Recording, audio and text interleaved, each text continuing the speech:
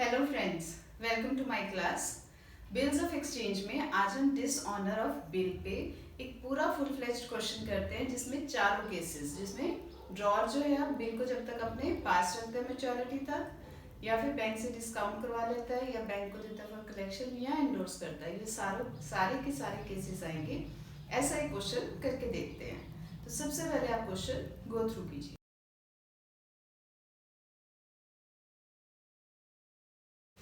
तो शुरू करते हैं क्वेश्चन। वो कहते हैं Narayan purchased goods for rupees 25,000 from Ravinder on Feb 1, 2006। Narayan ने परचेज किया गुड्स Feb 1, 2006 को फ्रॉम रविंदर। परचेज किया तो एंट्री डालेगा purchases account debited to Ravinder amounting rupees 25,000। ठीक है, ये तो सिंपल परचेज की एंट्री है। उसके बाद कहते हैं Ravinder drew upon Narayan a bill of exchange for the same amount payable after 30 days. Same date पे उसने बिल ड्रॉ करा, तो वो एंट्री डालेगा रविंदर अकाउंट डेबिटेड, जो उसने एक्सेप्ट करके वापस कर दिया, to bills payable amounting rupees 25,000। ठीक है, ये तो सिंपल एंट्रीज है आपकी। On the due date Narayan dishonoured his bill. Due date कैसे निकालेंगे? फरवरी 1 को उसने ड्रॉ किया था बिल। ठीक है, 30 डेज फरवरी के होंगे हमारे 27 डेज, 28 डेज टोटल है। Feb 1 को ड्रॉ करा है, तो फरवरी के कितने दिन रहेंगे? 27 प्लस 3 डेज ऑफ मार्च, तो बन गए 30। ठीक है, डेट बनी 3 मार्च प्लस 3 डेज ऑफ ग्रेस करेंगे तो 6 मार्च जो होगी वो ड्यू डेट होगी। ठीक है, तो 6 मार्च 2006 को क्या हुआ? नारायण ने बिल डिसऑनर कर दिया। डिसऑनर की एंट्री डाल देगा। वो डिसऑनर की कैसे डालेगा? इसी को रिवर्स कर देगा, तो एंट्री लिखेगा bills payable debit to Ravinder amounting rupees 25,000। ठीक है, नारायण की बुक्स की एंट्रीज क्लियर है। रविंदर अपने बुक्स में क्या एंट्रीज डालेगा? Feb 1, 2006 को सेल किया है इसने नारायण को, तो एंट्री क्या डालेगा? नारायण को डेबिट करेगा, सिंपल अपनी सेल की एंट्री डालेंगे टू सेल्स अमाउंटिंग रुपीज 25,000। दूसरी, जब उसने बिल एक्सेप्ट करके इसे वापस करा, दूसरी एंट्री डालेगा बिल रिसीवेबल को डेबिट कर देगा टू नारायण 25,000 का। ठीक है जी। अब ड्यू डेट पे 6 मार्च 2006 को जब ड्यू डेट बनी, अगर तो ये बिल रविंदर ने अपने पास रखा है, ठीक है, और वो डिसऑनर हुआ है, तब सिंपल एंट्री डलेगी। इसी एंट्री को हम रिवर्स कर देंगे, तो एंट्री डालेंगे नारायण अकाउंट डेबिट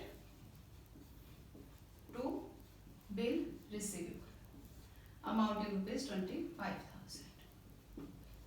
ठीक है, ये बिल की जो एंट्री थी, क्योंकि उसने अब रविंदर ने ये बिल अपने पास रखा है till the date of maturity, और मैच्योरिटी पे ये बिल नारायण को दिखाया, तो नारायण कहता मैं पेमेंट नहीं कर सकता, बिल डिसऑनर हो गया। तब उस केस में ये जो एक्सेप्टेंस की एंट्री है, हम इसी को रिवर्स कर देंगे और वो बन जाएगी डिसऑनर की एंट्री। ठीक है, ये डिसऑनर की एंट्री है 6 मार्च 2006 को, जब रविंदर ने बिल अपने पास रखा till the date of maturity. ठीक है, इस एंट्री को रिवर्स कर दिया हमने। अब सेकंड केस को कहते हैं when the bill was discounted by Ravinder immediately with his bank at the rate of 6% per annum। immediately मतलब Feb 1 को ही, ये तो फर्स्ट केस बना आपका। अब सेकंड केस में अगर रविंदर जो है डिस्काउंट करवा लेता है बैंक से इस बिल को, तो एंट्री क्या डालेगा? वो बैंक अकाउंट डेबिट करेगा, बैंक डिस्काउंट चार्जेस ले रही है, डिस्काउंट चार्जेस को वो डेबिट करेगा टू बिल रिसीवेबल। ठीक है, हम कितना अमाउंट उसके पास आएगा? 25,000 पे वो कहते हैं 6% के हिसाब से बैंक जो है वो डिस्काउंट चार्जेस काट रहा है फॉर 1 मंथ, 30 डेज मतलब 1 मंथ। अगर हम सिंपल कैलकुलेशन करें तो वो आएगा अमाउंट आपका 125 का। ठीक है, तो डिस्काउंट का अमाउंट आएगा 125 का, और पैसे उससे मिलेंगे 24,875। ठीक है, बिल है आपका 25,000 का। ये डिस्काउंट की एंट्री समझ आई है। डिस्काउंट में उसने बैंक से पैसे ले लिए, तो बैंक अकाउंट डेबिटेड, बैंक जो डिस्काउंट चार्जेस काट रहा है उसके लिए एक्सपेंस है उसे डेबिट कर देगा टू बिल रिसीवेबल। ठीक है, बिल रिसीवेबल जो उसने एक्सेप्ट किया था अब उसने बैंक को दे दिया होगा। क्लियर। अब मार्च 6 को क्या हुआ, मार्च 6 को नारायण कहता मेरे पास पैसे नहीं है, तो दैट मीन्स बैंक को पैसे नहीं मिले। ठीक है, बैंक अल्टीमेटली पैसे किससे लेगा, रविंदर से। तो रविंदर के लिए बैंक क्या हो गया, क्रेडिटर हो गया, और रविंदर अपने पैसे किससे कलेक्ट करेगा, नारायण से। ठीक है, तो वो एंट्री क्या डालेगा, नारायण को डेबिट करेगा टू बैंक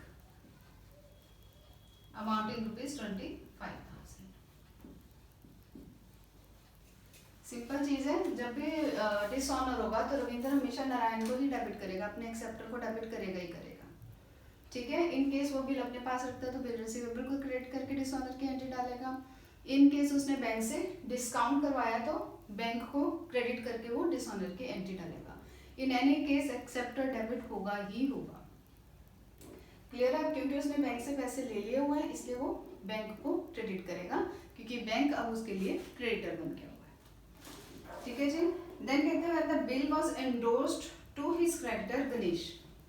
अब वो कहते हैं कि फरवरी 1 को ये जब उसने बिल ड्रॉ करा नारायण के ऊपर, इस बिल को उसने अपने क्रेडिटर गणेश को दे दिया, तो वो क्या एंट्री डालेगा, गणेश के अकाउंट को डेबिट कर देगा टू बिल रिसीवेबल। ठीक है, क्योंकि अब बिल किसको दे दिया उसने, गणेश को दे दिया, अमाउंटिंग ₹25,000। अब ड्यू डेट पे कौन जाएगा पैसा लेने, नारायण से गणेश जाएगा, क्योंकि बिल उसके पास चला गया। बट नारायण ने मना कर दिया, तो गणेश अपना पैसा किससे रिसीव करेगा, फ्रॉम रविंदर। ठीक है, रविंदर के लिए गणेश फिर दोबारा क्या बन गया, क्रेडिटर, क्योंकि अब उसने इसको पैसे देने हैं। तो इन एनी केस नरेंद्र तो नारायण जो है वो तो डेबिट होगा ही होगा, डेटर बनेगा ही बनेगा। टू अब किससे करेगा, वो गणेश को, क्योंकि गणेश को अब उसने पैसे देने हैं अमाउंटिंग ₹25,000। बिल देके उसका काम नहीं चला, अब उसको खुद को ही पैसे देने पड़ेंगे, इसलिए वो गणेश को क्रेडिट कर देगा।